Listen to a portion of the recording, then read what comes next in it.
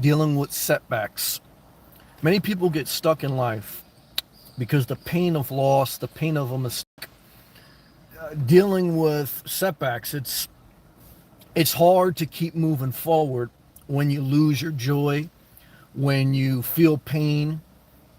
The human kind of wants to just give up, crawl up, and stop and give in to despair. And certainly there's going to be times in life where things could be so crushing that you can't go forward. But don't focus on those times, because most times you can go forward. But you have to remember a few things. And the first thing you have to remember is adapt. Adapt. What does it mean to adapt? It simply means you can see another pathway to going forward, another pathway to success than the original one you carved out. Many people get stuck in only being able to see things one way, only being able to view it through the path they thought was right, or their perspective, or their initial goal. The ability to adapt is the ability to say, you know what, I didn't plan it to be like this. I didn't even want it to be like this. It wasn't my desire, it wasn't even my perspective, but I can see it.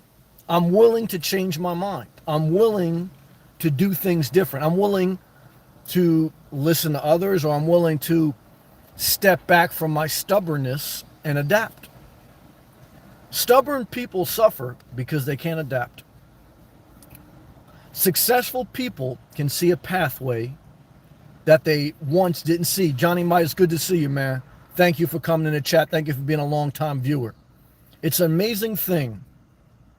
The people who support you stay with you, even when, through it all. I mean, there's always going to be those core supporters. So I thank you for that. I thank my two members, Gio and Adam. Good to see everyone in here tonight. Traveling over 50, good to see you. David Lopez, great to see you. Backwoods, what's up, man? Great to have you in the live chat. Aquarius, forgive me for saying the name wrong. Looking good, buddy. Thank you. Same to you. I appreciate the compliment. Always try to give a compliment. And when someone gives you a compliment, say thank you.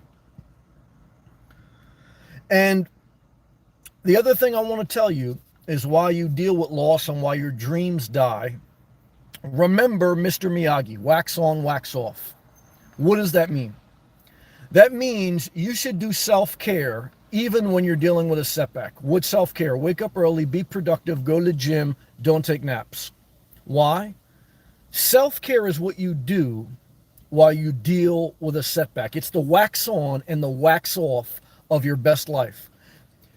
Thank you, Backwoods, for joining the memberships. I appreciate that, brother. Thank you. Gratitude in my heart, Backwoods. Pacific Northwest in the building. I'm in the southeast of America. You're in the opposite corner. Love and respect to you. I want to tell you, I remember watching The Karate Kid, and I know that dates me, but the lesson of The Karate Kid was the teacher was telling the young boy, Daniel's-son, to do certain tasks that were not exciting, that didn't look like they would help him bring victory. But the wax on, the wax off, these tasks that were boring and uninspiring were built-in repetition, built-in daily routines, built-in defense mechanisms to help him succeed in his fight. Waking up early, being productive, hygiene, self-care, the gym, no naps is the wax on and the wax off of your life. When you're dealing with loss, the worst thing you can do is abandon self-care. Why? You're going to crumble.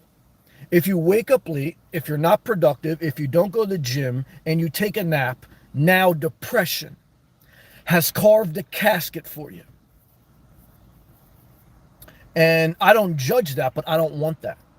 See, I understand that certain people go down that road. I don't judge it, but I don't want that. You have a right to say, I don't judge you, but I don't want that. Positive vibes back to you, Backwoods. Thank you, brother. Gratitude. So I want to tell you, I hope these messages help you. I got one more thing I want to share. Click the thumbs up. We're going to go to live chats as well. Remember, you have to put effort into something. You can't abandon your dreams, because your dreams will not just resurrect themselves. Your channel will not just resurrect itself. Your career will not just resurrect itself. Your health will not just resurrect itself. Now, you need grace. You need help. You need supporters. You need opportunity. But you also need to focus on adapting, continuing self-care, and the last thing is to remember to remove things before you add new things. What is a storage unit? You added more things to try to improve your old things. John Pond, great to see you, brother. The hottest gamer on YouTube. You cannot add another room to your house and expect a relationship in your house to get better. Adding a new car, adding a new tool, a new kitchen, adding more stuff to something that doesn't inspire you, that suffocates you, is not going to resurrect your dream. It's just gonna, it's like putting lipsticks on a pig. Okay. And we all learn these lessons. This isn't to make you feel bad, because I say this, these are reminders to me and to you. In life, you have to remind yourself what's good, what's worthy, what's worth pursuing. Because your mind will take a nap on your dreams. Yeah, don't listen to your body. Discipline your body. Your body will tell you to sleep late. Don't be productive. Don't go to the gym. Take a nap. Renovate. Put more stuff in that storage unit. That's what your body and your mind will tell you. You have to take every thought captive. You have to steer your ship. When you fall, you have to get back up. And you have to repeat these things as structure to your creativity. Click the thumbs up if you agree with that. Put some effort into watch. I want to thank you. Everyone who watches, thank you. Take a step back. That's okay. But when you take a step back, you still do self-care. See, I learn now through my experience in life, some things, when you take a step back, you have to reevaluate, you have to be more private. But when you do all these things and you're kind of like isolating yourself, it's even more important, again, that self-care is the foundation, and that you adapt. You're willing to look at things differently and choose a different path. You're not stubborn. Stubborn people suffer.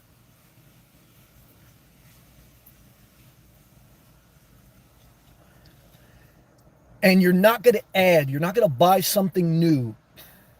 You're going to sell first. If you don't sell first, you suffer. Because you can't just pile on more shit. It's not good, not healthy. And it just makes a bigger hole to dig out of. Thank you again, everyone in here.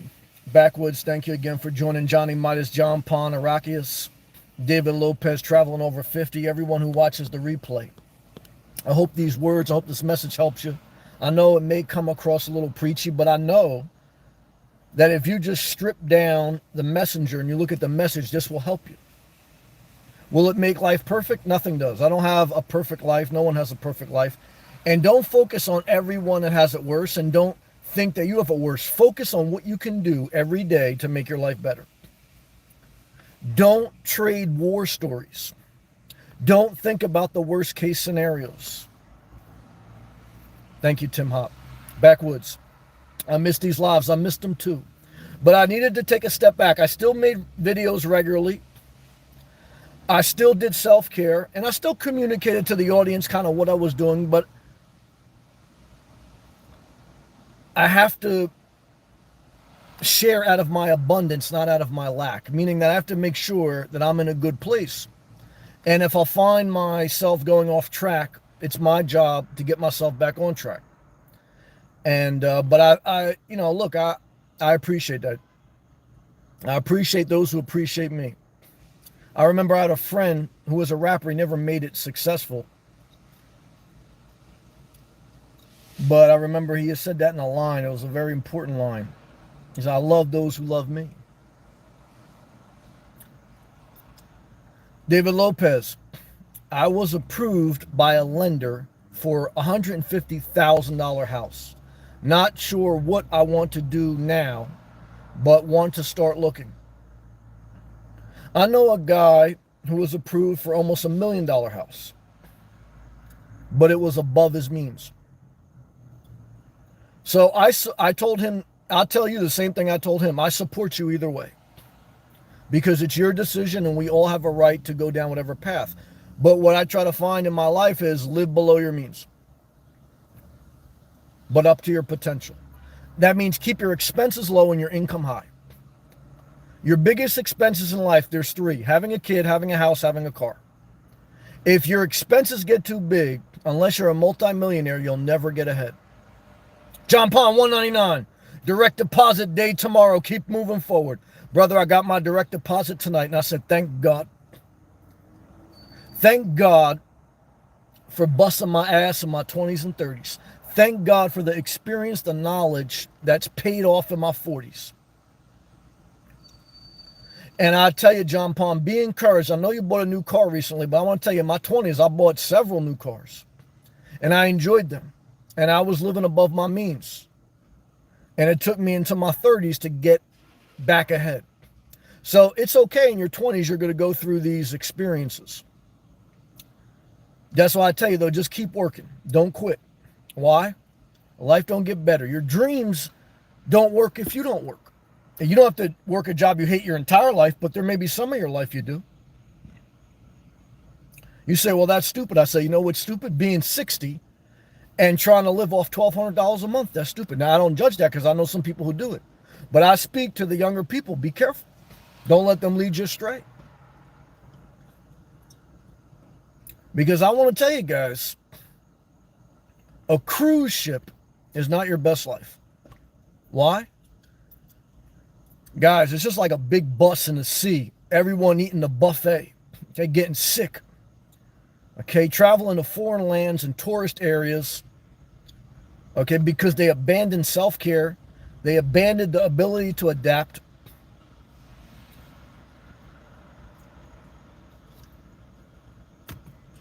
And they added before they removed. They went on the cruise and they didn't clean up their house before they left the cruise.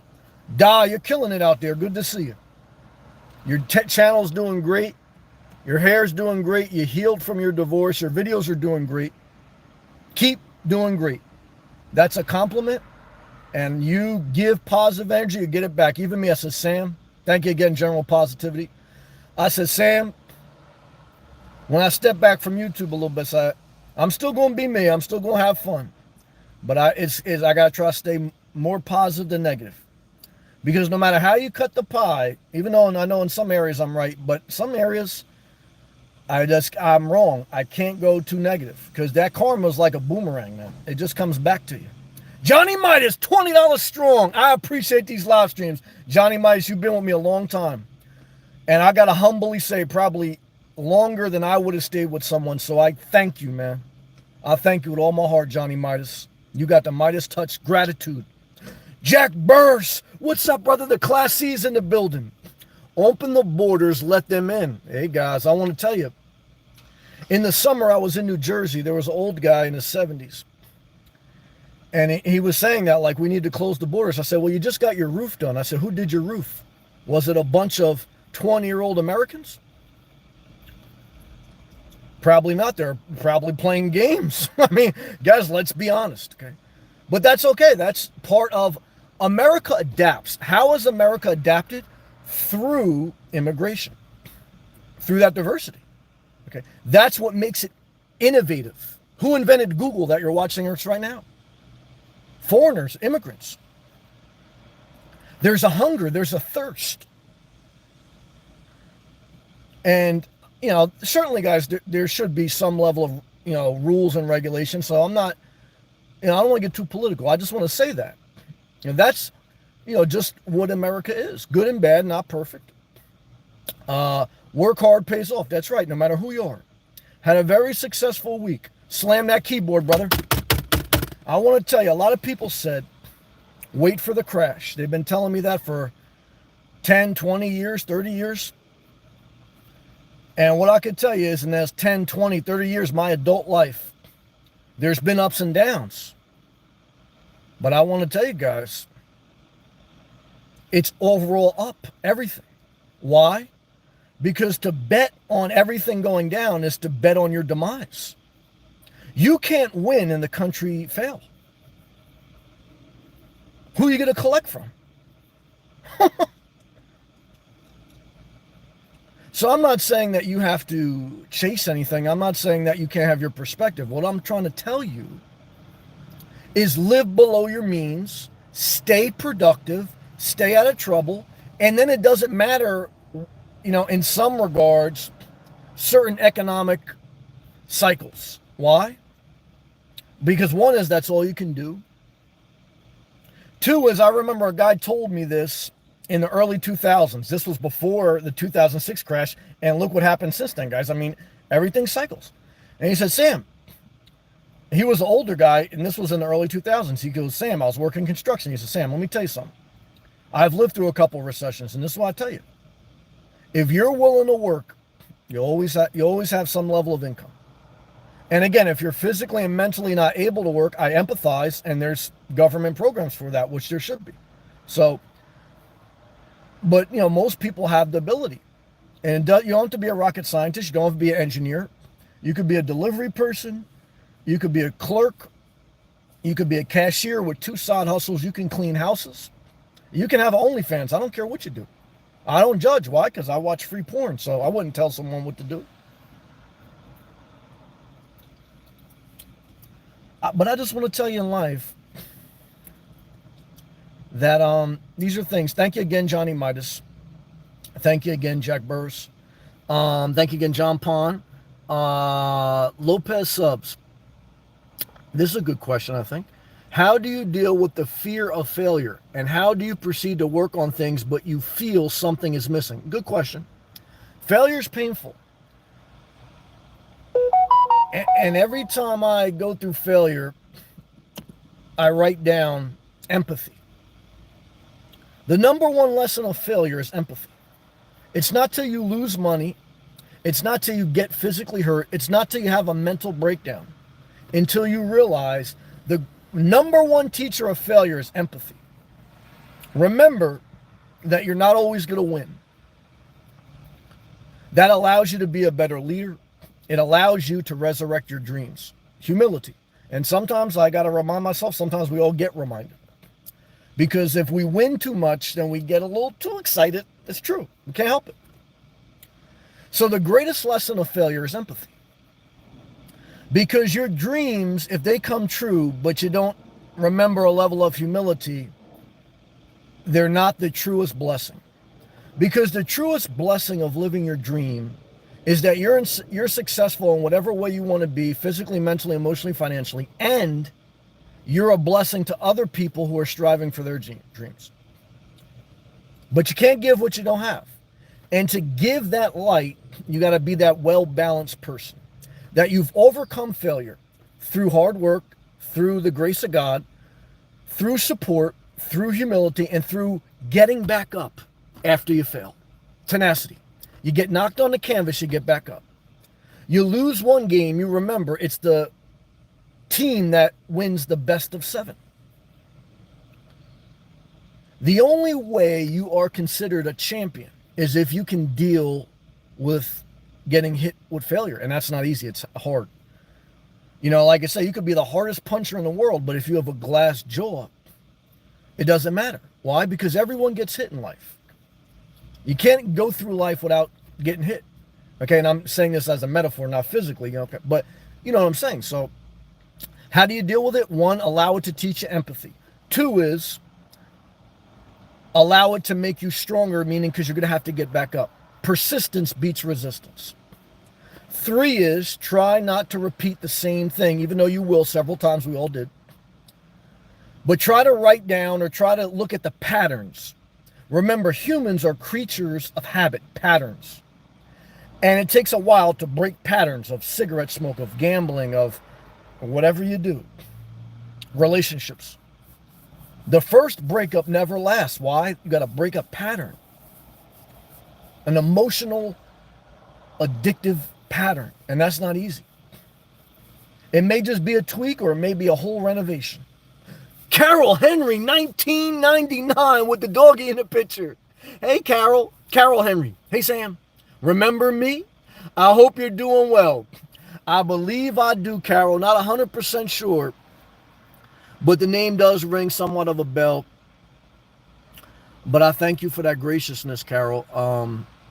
And, when I see your avatar picture of your dog, I can talk about now because I'm more healed. But one of the big things I've shared on my channel was when I lost my dog. I remember I had an avatar picture when I was on a dating site, when I first got back into dating, of me holding my dog. And you say, well, how does that apply to Carol? Well, for me, I don't know if it applies to Carol. When I got to a point in my late 20s or so, when I was being a little bit of a recluse, and I, really wasn't going out much, my dog became my everything, which was a good thing for a season.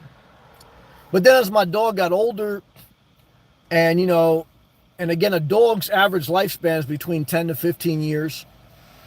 And so what it teaches you is how to deal with life and how to deal with death, how to deal with abundance of life, unconditional love, and the devastation of losing it. And when my dog was getting later in life, and then I was starting to socialize more,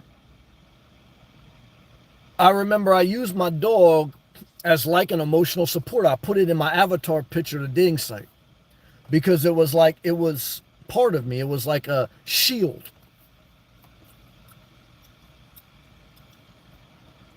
And then eventually I just became more confident, got more in a rhythm, and I just had myself, a picture of myself.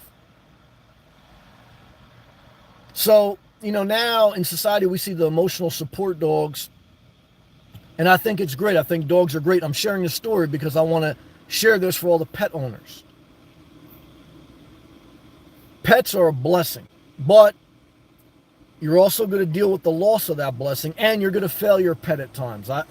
Even when you're a great owner, don't beat yourself up. This is part of life. And then at a certain point, and everyone has to define this for themselves. Don't let me define your life. At a certain point, I want you to remember, don't just keep getting another dog. Take some time to deal with that loss and deal with yourself so that you can be your own emotional support. Because, one is you get to a certain age where you don't want to just keep getting dogs because you don't want to outlive your dog. I remember when I was in the hospital, I said, who's going to take care of my dog? You don't want to, get to a certain elderly age and then you outlive your dog, because then you're going to leave a dog. I mean, who knows who's going to take care of him? Your kids are responsible or whatever, And the other thing I learned owning a dog as an adult, and I think they're great. I think people should have them. But the other thing I learned is that takes away from self-care. Initially they may help you go for a walk, but also they may keep you from being able to go for a long walk by yourself. They may keep you from being able to go to the gym or travel. And I'm not saying that selfishly. I'm saying that you need a certain amount of time for yourself. And having a pet is like having a child. And Di knows this. And I don't know if I'm saying her name right. I always say it wrong. If she's still in here, she just became an empty nester. And an empty nester is a unique part of life where your kids no longer live with you. And there's relief because you sacrificed a big part of your life to support your kids. There's also sadness because that craziness, that fanatic energy is not in the house anymore. And even though sometimes you hate it, now it's empty in the house. And now you're only left with the person in the mirror. And then after you do a certain amount of self-care, it's like, okay, now what? Now you have to learn how to deal with what your dreams are. And if you have no other dreams, it's wake up early, do something productive, exercise, don't take a nap, and repeat that. Hygiene, laundry, etc. All right, let's go back to these live comments. I got off track. Thank you again, Carol. Love to you and your dog. Johnny Midas, overall, I'm quite grateful for the life I've had. That's an awesome comment. Good and bad. I appreciate that. They're all lessons if you allow them to be. That's a good comment.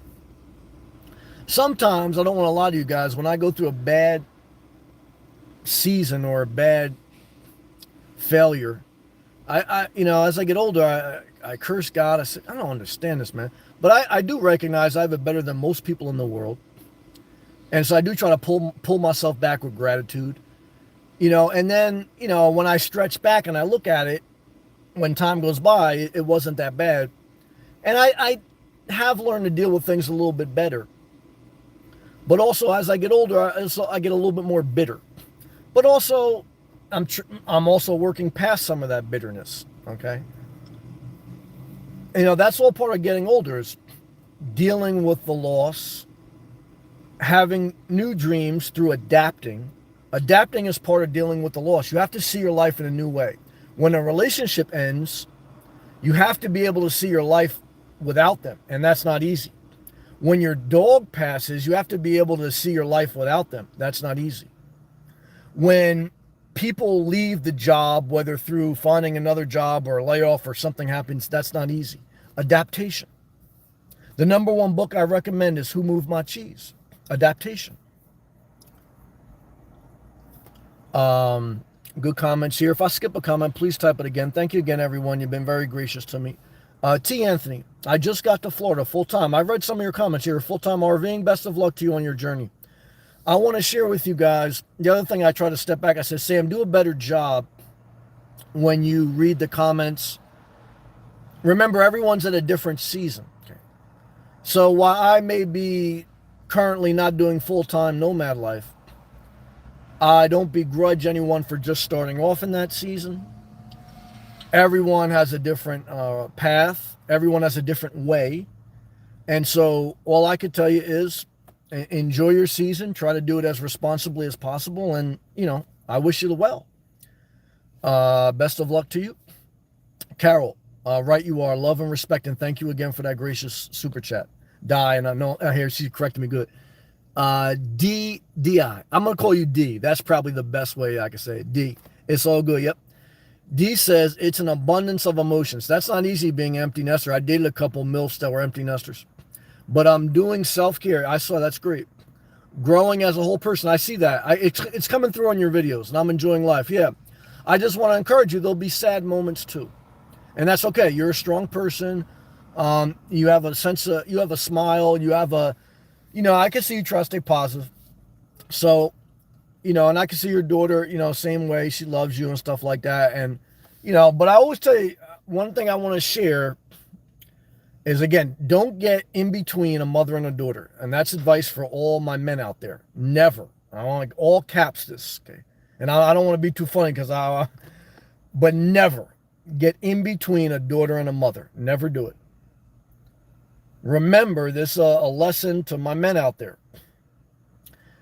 Smile and shut up is always better than giving wise advice. Always. Okay. And that's just part of, dealing with life, Backwoods, wise words, Sam, thank you. Yeah, sometimes, backwoods, when my wisdom fails me, I said, man, ain't that a bitch, man? Why, how can that fail me? That's supposed to be a right path. And then this is what came to me.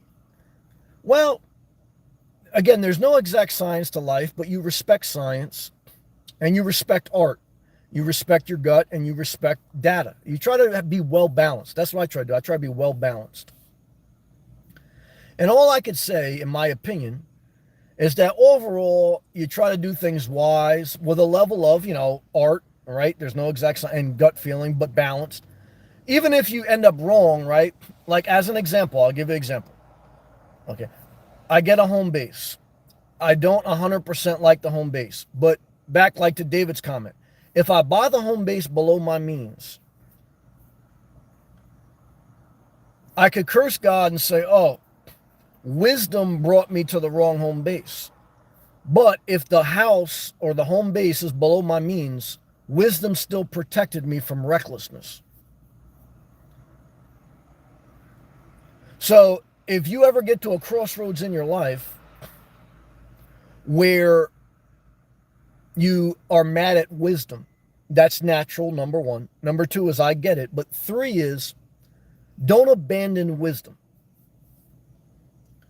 Because overall, not every time, because there's no one has the answers to everything. Not every time, but overall, in a comprehensive way, wisdom will at least keep you alive more than not. At least will keep you successful more than not, and at least will keep you being able to deal with failure more than not. Too much risk will bring you to disaster. You have to respect risk. And wisdom is the mitigation of risk. Okay. And when we're young, we're immature, or our mindset is a little delusional, which we've all been, you will take on too much risk.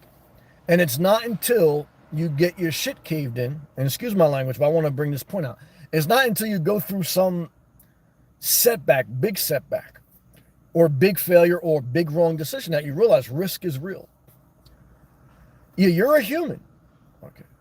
Even if you have godly wisdom, even if you have extreme art talent, even if you can do amazing things with your life, you can still be broken.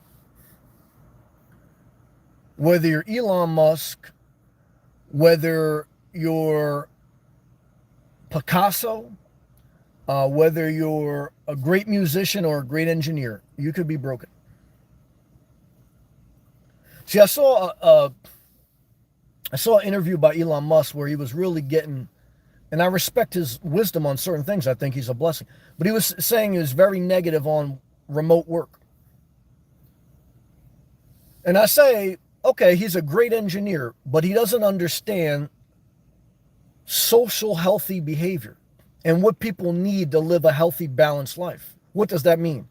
Well, if you look at beyond Elon Musk engineering skills, if you look at his personal life, you'll see failed marriage after failed marriage, not spending enough time with his kids.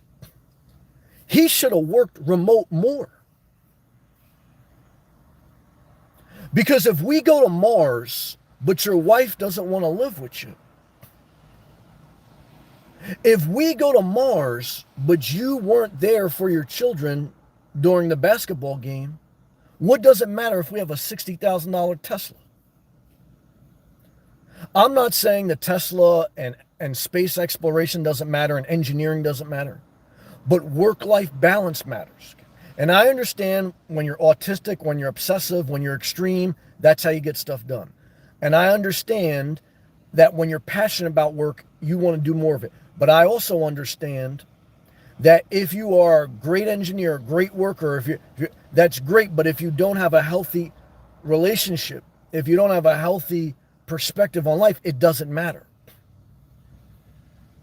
You have to balance that. And that's where the balance of certain remote work for certain positions is healthy for society.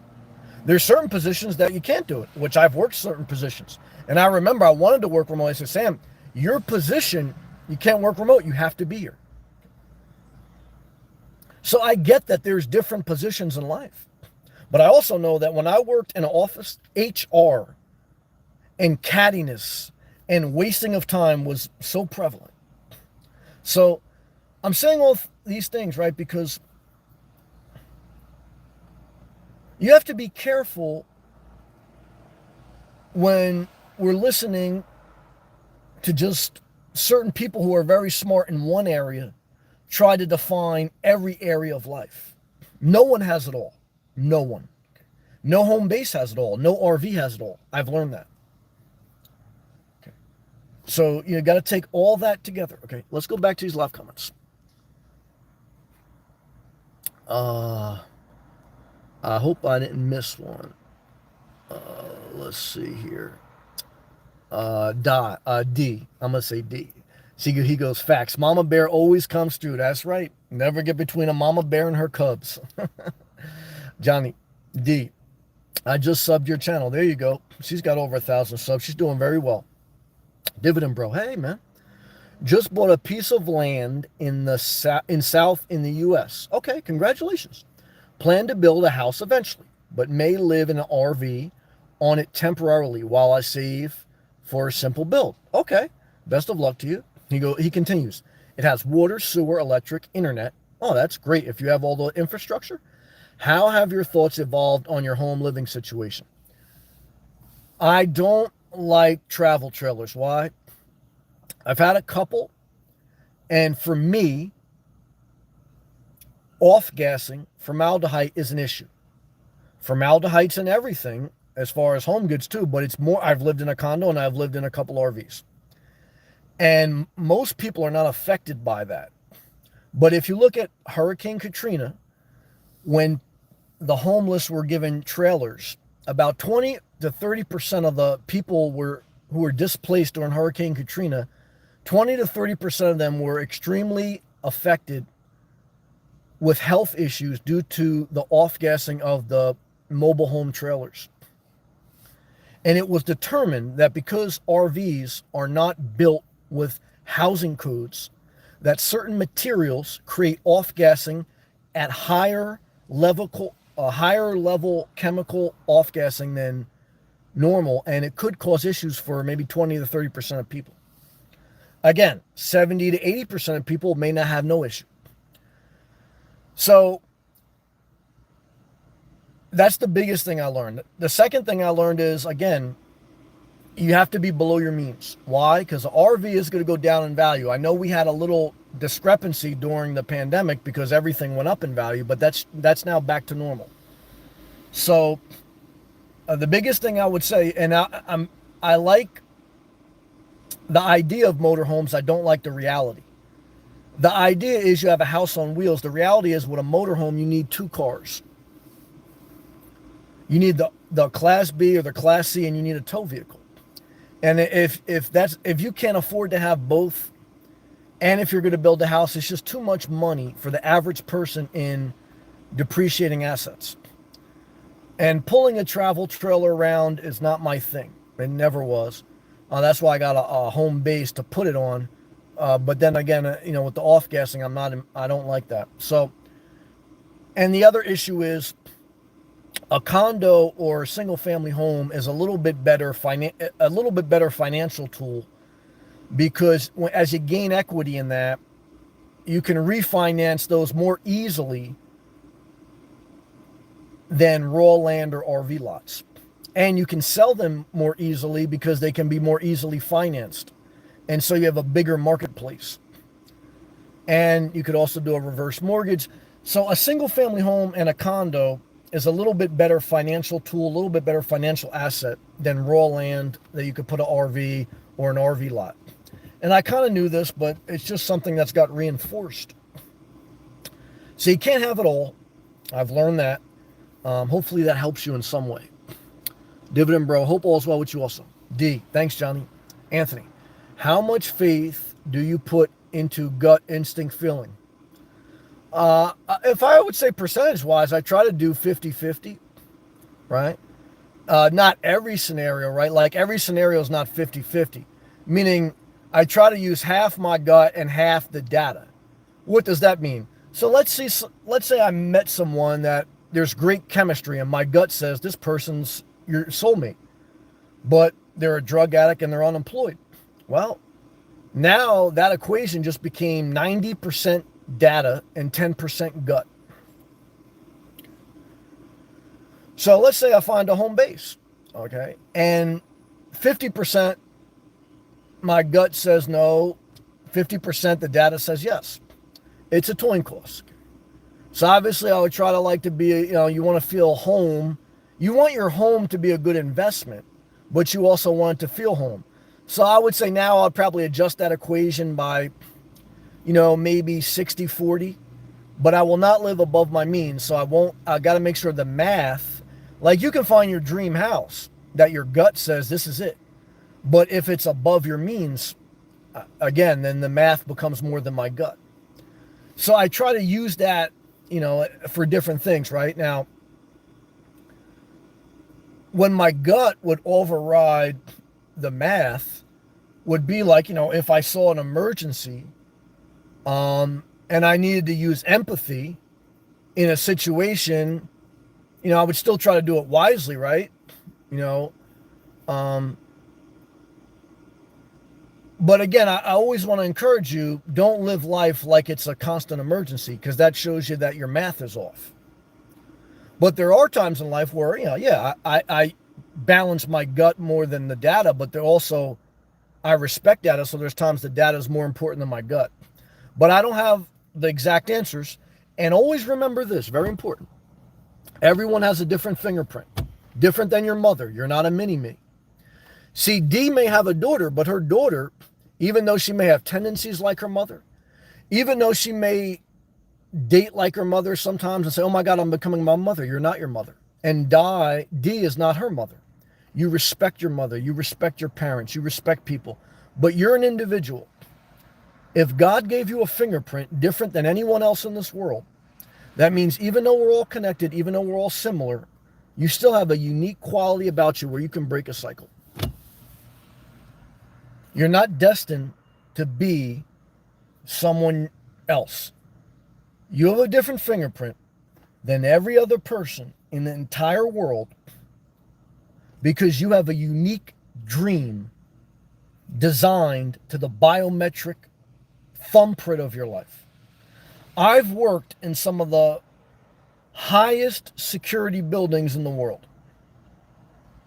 And the only way to gain entrance to certain rooms is biometric. Okay. Why?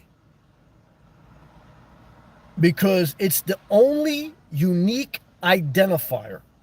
It's the most secure way to ensure certain people have access to certain things. You remember that when someone gives you advice. Take advice, listen to people, but you have your own fingerprint. Listen to your mother, listen to your father, but also they better respect you have your own fingerprint. And if they can't, then that you have to evaluate that decision. I hope that helps someone. Click the thumbs up. I want to thank again Backwoods for becoming a member. I want to thank all these gracious super chats. Thank everyone who clicks the thumbs up. Thank you for joining me tonight. Johnny, thank you again. Anthony, I had a plan, but my gut very much second guessing the plan. Well, Anthony, empathy. Okay. That's what life teaches us, no matter how smart we are. So I don't want to shame you. I don't want to tell you you're doing something right or wrong. I want to speak up to you and saying, if you fall, you get back up. Take life one day at a time, whether you're doing good or bad. And wake up early. Try to be productive. Try to exercise. This is part of dealing with loss of a dream. Self-care. Wax on, wax off. Adapt. Be willing to see things a different way. And remove before you add. Before you buy another RV, sell your first RV. Before you buy another car, sell the car you have. Before you get into a relationship, end your current relationship. Now, I'm not saying this applies to you necessarily, but I'm saying as a bullet point to this structured topic. You see, every topic should have structure, but then it should have free-flowing creativity. One of the bullet points I wrote down was remove before you add.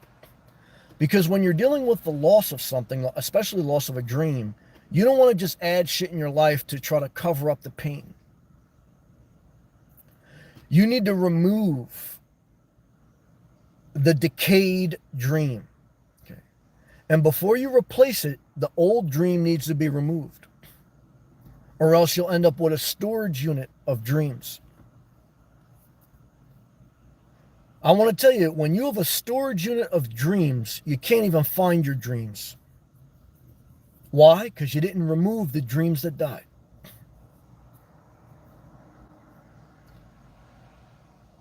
And your dreams will be auctioned off to a person that will pay penny on the dollar. Your talents, your gifts will be taken from you if you don't use them. Good job. Tony, what's up, brother? Shout out to Canada, man. Tony, also a longtime viewer, man. Very gracious to me, brother. Thank you, man, for everything you've ever done to me, man. Thank you, Tony. Anthony, thanks for doing these lives. Thank you. I know it's hard to put yourself out here like this. It takes guts. So I thank you. I appreciate it.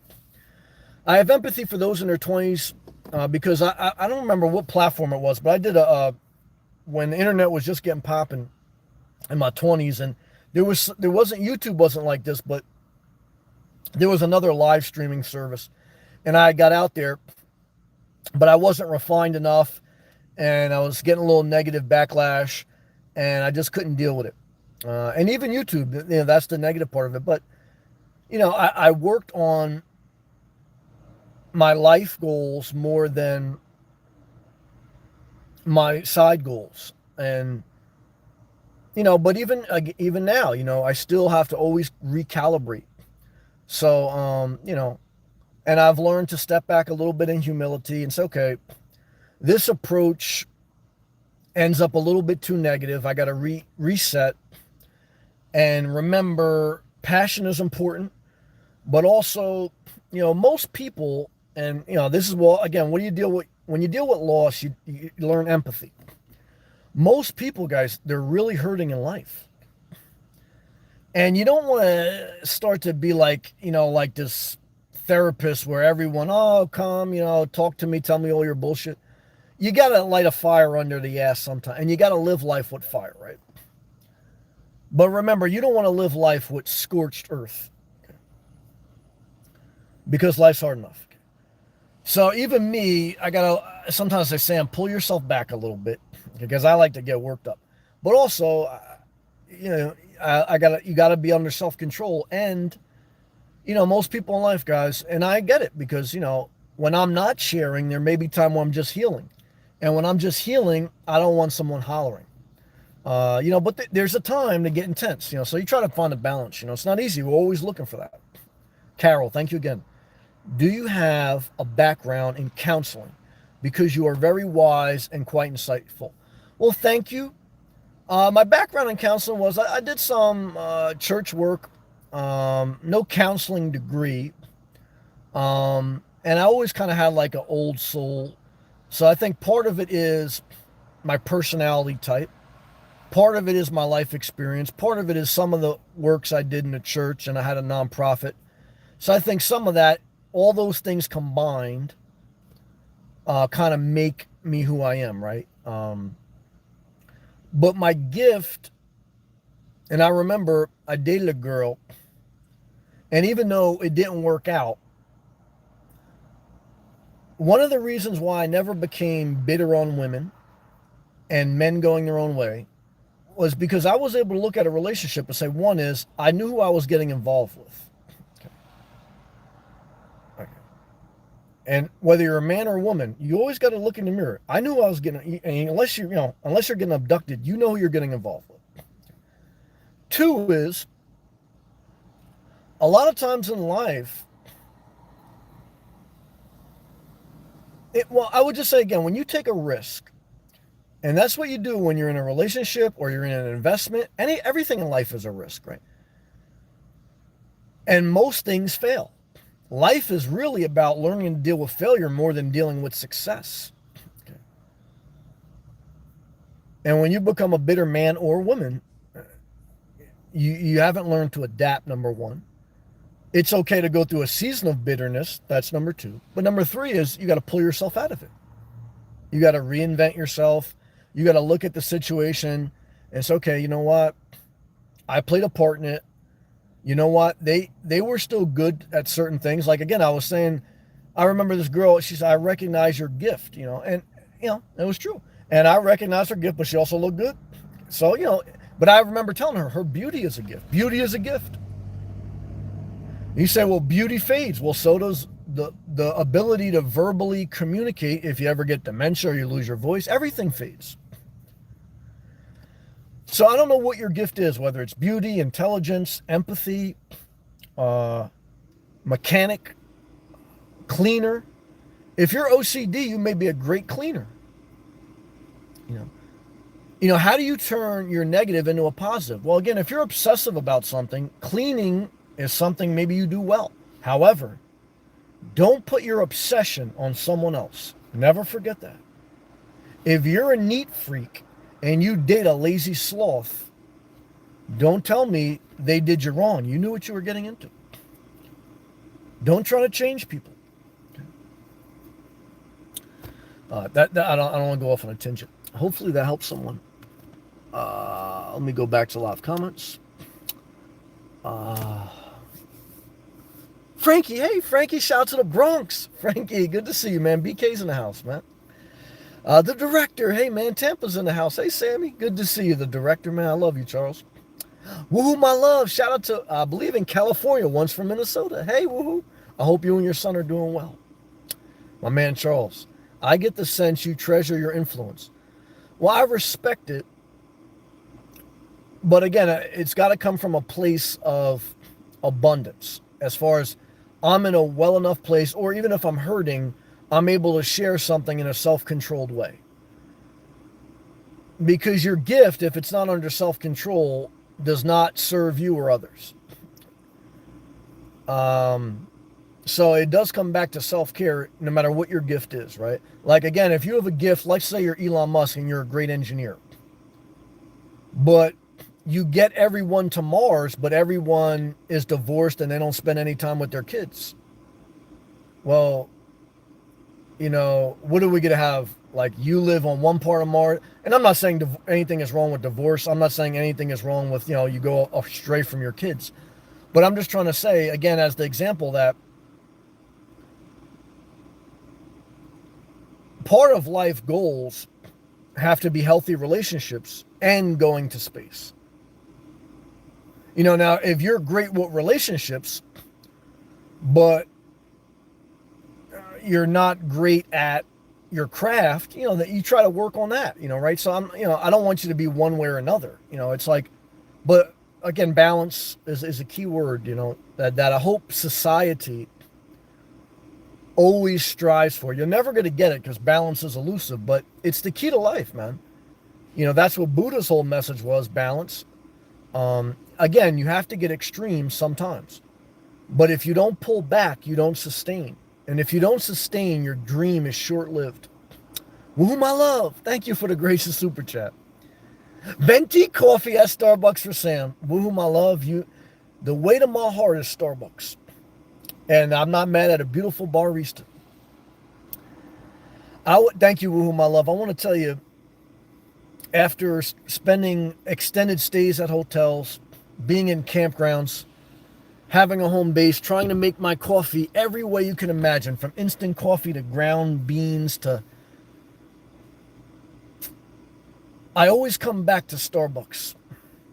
The proprietary soy milk, the steam machines, the customer service from the men and women that work at Starbucks. I want to tell you, overall, my experience has been very positive at Starbucks. When my Wi-Fi goes astray, Starbucks is my savior.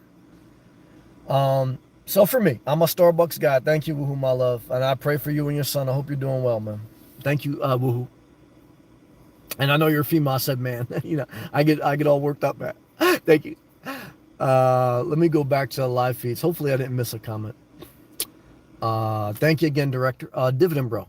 Any thoughts on the housing crisis and how hard it is for the average American to afford a sensible home? Always appreciate your thoughts on various topics. Thank you, Dividend Bro. Housing crisis. Well, the main crisis now is on affordability. However, right now, the baby boomers are getting ready to die. So even people that complain about housing affordability, they have an inheritance coming to them, or they've already gotten it. And that's what, the government knows this, guys. I mean, they can see all the data on financial institutions. So the masses of people have, not everyone, but the masses have parents from the baby boomer generation. They're either passed away or within the next 5 to 10 years or 15 years will pass away. Their house, their assets that they bought at an affordable time in America, they will now be given to the next generation that may not be working as hard or may have higher unaffordability, but they're going to get that inheritance. And that's what is not, that's why we don't really have a housing crisis. Now, for first-time buyers, There's programs. And when I was a first time buyer, I got one. You get FHA loan or something. Or if you did military service, you get a VA loan. If you're low income, you get subsidized housing. We have the lowest unemployment rate in over 50 years. So, in some ways, again, I empathize. There is a level of unaffordability, but in other ways, with the baby boomers leaving an inheritance to the next generation, with low unemployment, with we are at a point where they're the most social programs for the most destitute in a first world country that we probably ever had in human history. I'm not devaluing anyone's pain or frustration, but I'm also not going to pander that housing crisis is a little bit of a talking point more than a reality for most people. And when someone tells you about a housing crisis, ask them if they've received inheritance, ask them what their current job is. If they're not working, ask them why they're not working. Ask them what time they woke up today. Ask them if they took a nap. Ask them if they went on cruises during the pandemic, bought a new car, and now they can't afford a house. Ask them if they bought Bitcoin. If you ask enough questions, you'll see where the crisis lies. That's been my experience. Hopefully that helps. Dividend Bro, thank you for appreciating me. Thank you. And I appreciate you also. Thank you, Dividend Bro. And congratulations on your accomplishments. Johnny, that's true, Sam. When people show you who they are, believe them. Yep. Maya Angelou said that. And, again, I believe in grace. One comment that hurt me and that was getting me a little fired up on YouTube, and then I had to step back, was certain people, they weren't saying it to me, but I'd see they say it in a comment, like just say it in general, like, my only hope is that I live long enough to see the person who did me wrong get what they have coming to them. And I said, oh my God. One is I get totally being mad at people. I get hating people. And I felt like certain people, like, man, I want, that ain't right. The only thing I hope for people that are operating off bad intentions or not treating people fairly, the only thing I hope is that they don't get in a position of power or they're stripped from power. They get humbled and then they're able to recover with a wiser perspective. And if they're not, then I don't want them to be destitute. I just don't want them to be empowered to hurt other people. But that's a totally different mindset than saying the only reason I hope to live is to see someone else get screwed, even if they did you wrong. And I'm not devaluing or saying that what they did to you is right. But what I'm saying is, when you're dealing with loss, you can't overcome it. You can't adapt. You can't do self-care. You can't remove your dead dreams with that old, vengeful, vicious, mindset. You ain't going to go forward. Now, again, there's times where you got to go for a walk and you got to curse people. Again, if you're in a position and you see someone corrupt, don't give them business. Don't put them in power. But again, just focus on what you got to do for you, man. And, men and women, do for you, and because that type of mindset, man, it's not going to help you. And that's all it's about. To me, like, there's no sales pitch to that. It's like, what's going to help you? Well, one is, again, vengeance don't really help you that much. It's like, so again, got to go forward, man. And that's all I would tell people, as best you can. Let's go back to these live comments. Oh, hey, Meadow. Meadow's from the Philippines. She was one of my first viewers from early on in the channel. She has a cat. She sings. She plays guitar. Let me see, Meadow, if I can remember one of your songs. Something about Ice-Go Man. Something a man. There was a song you sung on your guitar. I think it was about a man that was in despair. Ice-Go Man, Ice-Go Man. I'm not sure. But remember, in the Philippines, and I had a great friend growing up who was Filipino. Great people I know. There's a big population of Philippines in New Jersey. Yes, Ice-Go Man. Yeah. Yeah, I don't know if I'm saying that right. Strusko Snowman. I don't know what that means. Yeah. But what I was telling you is that, the Philippines, that would be considered a third world country. And I don't say that disrespectfully, but I'm saying that is, this is a place where there's not abundance, okay? But there's abundance of, it's hard to generalize. I don't want to, but joy and, respect of opportunity. And what I would tell you is, again, like, back to like housing crisis, right? Like I look at videos in the Philippines and they're all living in this house, and the house is either a tent or like just a bunch of blocks put together. And not all part of the Philippines, but certain parts, right? And for them, housing crisis, they're like, well, what you talking about? So, that's like the first world problem stuff. But again, don't try to compare your life to other people. But just, it's perspective. That's the only reason I say stuff like that, is you always, when you get too down, when you're dealing with, like, let's say you're dealing with the loss of a dream. Let's say you put a bid on a house that was 300,000, 500,000, 600,000. Okay. And let's say you didn't get it. And I empathize with you, because there's been some home bases I didn't get. And I was like, it's like losing a child, man. And remember, that's a first world problem. And you don't have to feel guilty for being in a first world. But, it's just perspective. You just want to add that perspective. Because it's just balance, and like, I drove luxury cars. I mean, now I have a 7-year-old car with 300,000 miles, and I like flying under the radar, man. I like flying under the radar. I really don't like having eyes on me. So when I see a person I'm in South Florida, I see Bentleys, I see every type of car you want to see out here. And I don't feel mad at them. I feel happy with my car, and I'm inspired by a good looking car, but I don't desire it. A lot of maintenance, these luxury cars, guys, a lot of pain in the ass, man. But it's just perspective, right? And some of that's maturity, some of that's age. But either way, I don't want to go into tangent. Let me get back to these live comments, because it is getting a little late here. Thank you again, woohoo, my love. Director, I enjoy speaking raw truth at times, but I found that young children follow me too. Yeah, Charles, again, you do great videos. You have a great attitude, and I could see the essence of your messages. So you don't have to apologize for being you. Yeah, I mean, again, none of my videos, I'm sure none of your videos are labeled for children. When they are labeled for children, they're tagged as such. But, everything is perspective, but you could be passionate. You can say some raw things sometimes.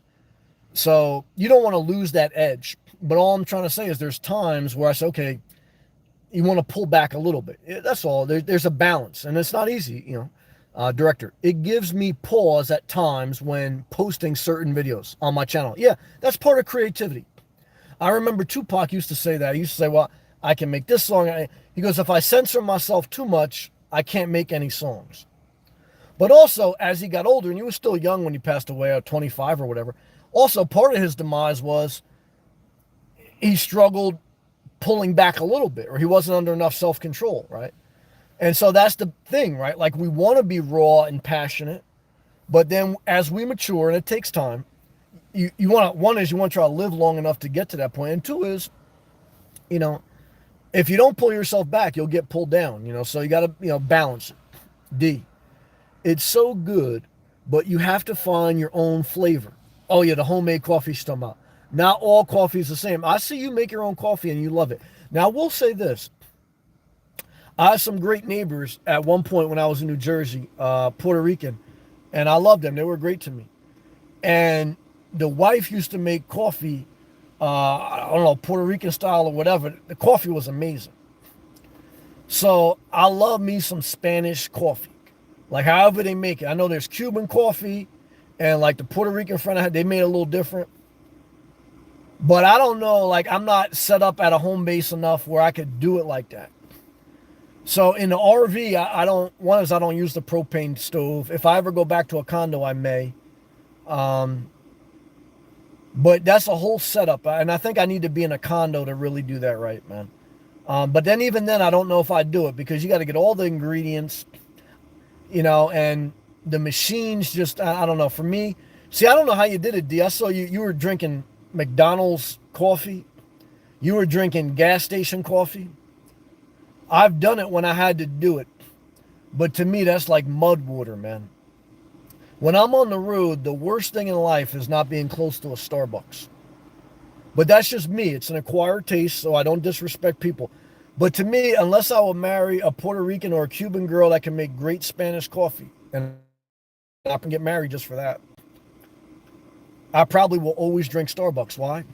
I just can't figure out how to make good coffee at home. D. Starbucks breakfast blend for me. Their ice white chocolate maco. Yeah, I like pike, just regular pike, medium roast. Yep. Yeah, but I did see you buy the Starbucks ground coffee and you make it yourself. Yeah, I saw that. You liked it. I saw you making those shorts. You were getting all caffeinated. You were getting excited. That was good. Blackheart TV. Can you publish this video? Came late. Oh, yes. Once I end it, you'll see the replay come up on my channel probably within about 15 minutes once it processes. Thank you. Meadow, good to see you, Meadow. Yeah, it's great to see you. That was the name of the song. You do a great job singing. I know you're young, so again, when I was young, when I was sharing, I had to pull back. And even in my 40s, when I share, sometimes I pull back a little bit, but definitely in your 20s and maybe even early 30s.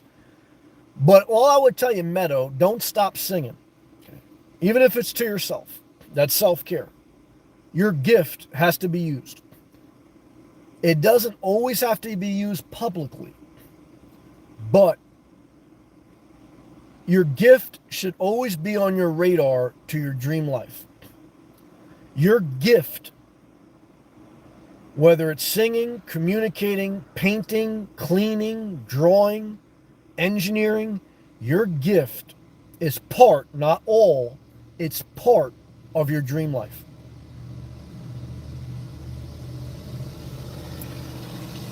It doesn't override healthy relationships. Again, because if your dream is to be the best engineer in society and you get us to Mars, but we have a bunch of unhealthy relationships sending crazy tweets out, it doesn't matter if society extended multi-planets. It doesn't matter. Why? We're not in a healthy place. So just remember, your gift is part of your dream life, not all of your dream life. You have to be well balanced. Living good. Hey, Sam. Hey. Hope all's well. Good to see you. Yeah. Showing up is key to success. Yep. Even when you don't feel like it. It's what stuck to my mind from day one watching you. Well, I appreciate that. It's the one thing I learned as I got older. In my career, in my personal life, in my self-care. Now, again, in certain ventures, in certain things, you may have to pull back, but you don't pull back from self-care. Certain times you pull back from sharing things publicly only to focus on self-care more, only to focus on your private career more. So just prioritize what you show up to, right? Because you could show up to the club, but not show up to your job. Now, you could show up to your job, but not show up to your personal relationships in your home. So there is a balance, right? All balance. Jason B. Hey, Jason. Hello, Sam. Hello to you, the director. Influence is a great way to fly under the radar. Well, influence is the opposite of flying under the radar. Influence is you are the beacon of light. You're the beacon of light. You're the direction, you're the spark to the engine. Even a leader is not meant to be followed blindly. It's not about building a cult. But there's a time where we all need inspiration. We all need leadership. We all need, counsel. We all need help. And influence means that you are letting your light shine and others are getting healed from it, and they may not follow you blindly, but they're getting a piece of what they need to apply to their own life. But you can only be of good influence when you're in a good space yourself. And that's why you got to really take care of yourself well, because you can't fake that. I mean, you can fake it, and again, there are cults and there are corrupt leaders, and but and there's nothing wrong with you know uh, paying for a personal trainer, paying for a therapist, paying for someone to help you, right? But at the end of the day, you you have to separate the message, the messenger, and then what you need to do for you. Your therapist cannot save you. Your pastor cannot save you. Your personal trainer cannot save you. Your doctor may save you on an emergency procedure, but you still have to go home and take care of yourself. And, that's where, again, we have to be influenced at times by others, but then we have to remember we also need to have a great influence on ourselves because we have to do the work of our lives. All right, back to these live comments. I hope I get to them all because I saw my Wi-Fi tapped out a minute.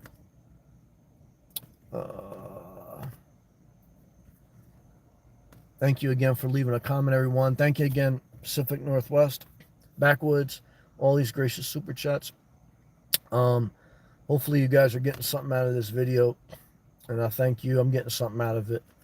Remember, you always get something out of what you teach too, so it helps you. Back to live comments. David, do you use sugar or Splenda in your coffee? I don't put any sugar, but the soy milk does have some sugar in it, so that's kind of like the sweetener. Meadow, hey Sam, hey. Oh, you married the tall guy with the nice ass? 2 years ago. Wow, you've been married for 2 years? Congratulations, number one. He makes great coffee. Well, you only been married 2 years. Wow, let's stay positive. I love you.